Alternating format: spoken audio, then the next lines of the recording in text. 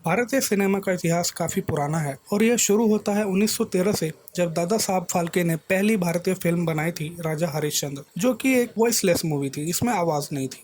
उस समय किसी ने यह नहीं सोचा था कि आगे चलकर यह विश्व का सबसे बड़ा सिनेमा इंडस्ट्री बन जाएगा। आज हमारे देश में कितनी ही भाषाओं में फिल्में बनती हैं और रिलीज होती हैं, जिनमें सबसे बड़ी movie industry Hindi film industry को माना जाता है बॉक्स ऑफिस कलेक्शन वाइज। जैसे कि आज फिल्में बनती है जो मोस्टली एंटरटेनमेंट के लिए होती है, जैसे सल्लू भाई की फिल्में या कुछ ब्रेनलेस एंटरटेनमेंट एक्शन मूवीज, कुछ अडल्ट कॉमेडीज जिनमें कोई सेंस नहीं होता। लेकिन हमेशा से ऐसा नहीं था। हर एक इंडस्ट्री में एक गोल्डन फेज होता है।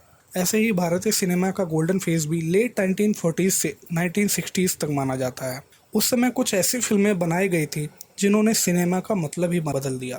उस समय के फिल्म मेकर्स के क्रांतिकारी विचारों ने सिनेमा को सिर्फ एंटरटेनमेंट पर्पस के लिए नहीं, बल्कि और भी बहुत सारी चीज़ों के लिए यूज़ किया जा सकता है, ऐसा उन्होंने साबित कर दिया। ऐसे ही कुछ डायरेक्टर्स थे, जैसे गुरुदत्त, राज कपूर, बिमल रॉय, सत्यजीत रे और ना जाने कौन कौन। तो आज के इस वीडियो में हम ऐसे ही कुछ फिल्मों के बारे में बात करेंगे जिन्हें देखने के बाद आपका फिल्मों के प्रति नज़रिया ज़रूर बदल जाएगा।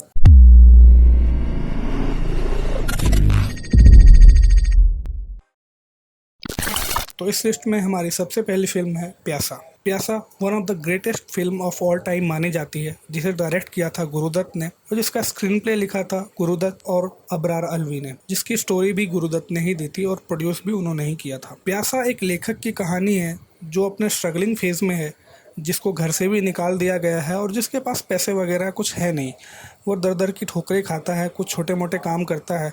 उसकी ये हालत है कि उसके खाने के लाले पड़े हुए हैं। उसकी टोटल संपत्ति जो उसने कुछ कविताएं लिखी है वही हैं, जिन्हें भी कोई पब्लिश करना नहीं चाहता।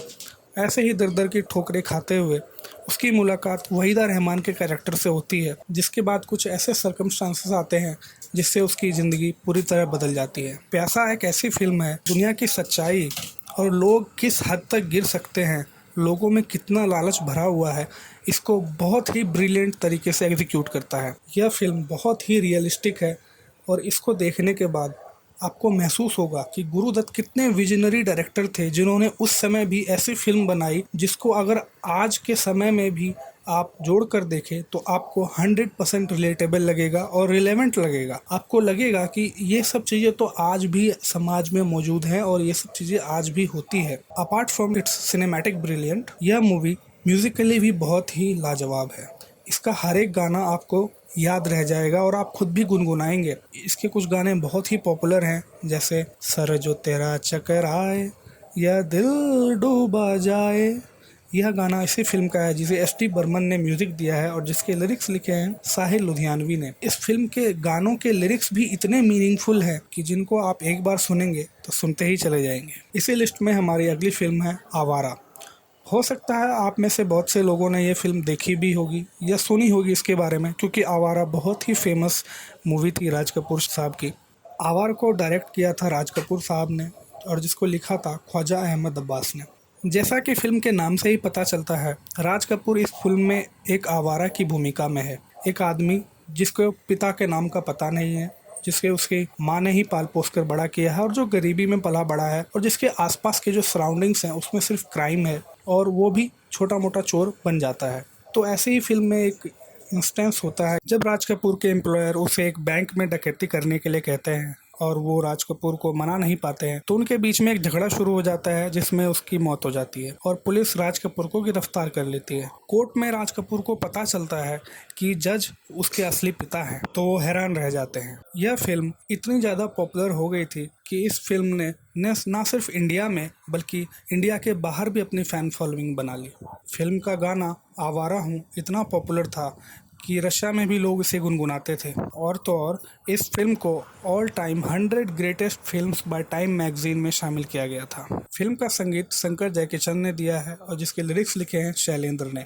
फिल्म का हर एक गाना बहुत ही अच्छा है, लेकिन स्पेशली जो आवारा हूँ गाना है वो इस फिल्म का ट्रेडमार्क है, जो आपको याद रह जाएगा। हमारी अगली फिल्म है मधुमती। मधुमती एक पैरानॉर्मल लव स्टोरी है जिसके लीड रोल में है दिलीप कुमार और वैजंती माला और जिसके डायरेक्टर हैं बिमल रॉय। फिल्म की कहानी कुछ इस प्रकार है कि दिलीप कुमार जब काम के सिलसिले में एक जगह जाते हैं पहाड़ी इलाके में। तो वहाँ पर उन्हें एक ट्राइबल वुमन से प्यार हो जाता है, लेकिन जो उनके एम्प्लॉयर हैं जिनका रोल प्राण साहब ने प्ले किया है, वो उनके बीच में आ जाते हैं और वैजंती माला के कैरेक्टर की मौत हो जाती है। प्राण से बदला लेने के लिए दिलीप कुमार एक प्लान बनाते हैं, लेकिन उस प्लान में जो कुछ भी होता है वो एकदम अनएक्सपेक्टेड होता है और सबके होश उड़ जाते हैं। मधुमती एक ऐसी फिल्म है जो पहली बार सिनेमा में दूसरे जन्म को कॉन्सेप्ट को इस्तेमाल करती है। इस फिल्म को बॉलीवुड्स ग्रेटेस्ट फिल्म में शामिल किया गया है आउटलुक मैगजीन के द्वारा। मधुमती एक पहली फिल्म मानी जाती है जिसमें री इनकारनेशन यानी कि दूसरे जन्म का कॉन्सेप्ट का इस्तेमाल होता है, और जिसने न जाने कितनी ही फिल्मों को इंस्पायर किया है इस कॉन्सेप्ट के लिए। ना सिर्फ बॉलीवुड बल्कि हॉलीवुड की भी कई फिल्में इससे इंस्पिरेशन लेकर बनी हुई है। जैसे कि हॉलीवुड की एक फिल्म है द री इनकारनेशन ऑफ पीटर प्राउड, जो कि मधुमती से इंस्पायर्ड है और जिसका रीमेक बनाया गया था कर्ज। और अभी रिसेंट इन्फ्लुएंस की बात करें तो ओम शांति ओम फिल्म का जो पूरा क्लाइमैक्स है वो पूरा का पूरा क्लाइमैक्स मधुमती से ही इंस्पायर्ड है। इस फिल्म का संगीत दिया है सलील चौधरी ने और लिरिक्स लिखे हैं शैलेंद्र ने। इस फिल्म का हर एक गाना बहुत ही अच्छा है और आप इसको गुनगुनाए बिना रह नहीं पाएंगे। लेकिन इसमें एक स्पेशल गाना है जिसमें एक अलग ही टाइप की फीलिंग है और जिसको सुनने के बाद आप एकदम मंत्रमुग्ध या मेस्मराइज्ड हो जाएंगे। वो गाना है लता मंगेशकर द्वारा गाया हुआ आजा रे परदेसी। तो चलिए आगे बढ़ते हैं हमारी अगली फिल्म की तरफ। हमारी अगली फिल्म है 2 बीघा ज़मीन, जिसके डायरेक्टर हैं बिमल रॉय और जिसका स्क्रीन प्ले लिखा है ऋषिकेश मुखर्जी ने। यह फिल्म रविंद्रनाथ टैगोर की एक कविता 2 बीघा जमी पर बेस्ड है। फिल्म की कहानी कुछ इस प्रकार है कि एक गरीब किसान शंभुनाथ महतो, जिसका किरदार प्ले किया है बलराज सैनी ने, उसकी पुश्तैनी जमीन गांव के जमींदार के पास गिरवी रखी हुई है और गांव का जमींदार वहां पर एक फैक्ट्री बनाना चाहता है। लेकिन शंभू अपनी ज़मीन देने से मना कर देता है, जिसके बदले में ज़मींदार उसको कहता है या तो मेरे पैसे लौटाओ या अपनी ज़मीन मुझे दे दो। पैसे जमा करने के लिए शंभू को गांव छोड़कर कोलकाता जाना पड़ता है। कोलकाता में शंभू और उसके बेटे के जो हालात होते हैं वो बहुत ही ख़राब होते हैं। शंभू को छोटे मोटे काम करने पड़ते हैं, रिक्शा खींचना पड़ता है, बहुत सारी कठिनाइयाँ उठानी पड़ती है पैसे जोड़ने के लिए। और इधर गांव में उसकी पत्नी उतनी ही बुरी स्थिति में रहती है, उनके खाने के भी लाले पड़ जाते हैं। यह फिल्म एक इम्पोर्टेंट स्टेप बताया जाता है पैरेलल सिनेमा ऑफ इंडिया की तरफ, जो एक ट्रेंड सेटर थी। इस लिस्ट में हमारी आखिरी फिल्म है आज की, जागते Raho. Jaagte Raho is a film directed by Shambhu Mitra and Amit Mitra और जिसके प्रोड्यूसर हैं राज कपूर। राज कपूर इस फिल्म में एक गरीब इंसान की भूमिका में होते हैं जो गांव से अच्छी लाइफस्टाइल की तलाश में अभी अभी शहर आए हुए होते हैं। जब शहर में वो कोई काम या कुछ ठिकाना ढूंढ रहे होते हैं तो उन्हें प्यास लग जाती है और पानी की तलाश करते करते वो एक अपार्टमेंट में चले जाते हैं और अचानक से वहाँ पर चोर चोर का हल्ला होता है और सब लोग राज कपूर को ही चोर समझ लेते हैं और उसे पुलिस के हवाले करना चाहते हैं। यह पूरी फिल्म एक अपार्टमेंट में ही शूट की गई है। इसकी पूरी कहानी एक अपार्टमेंट में ही चलती है।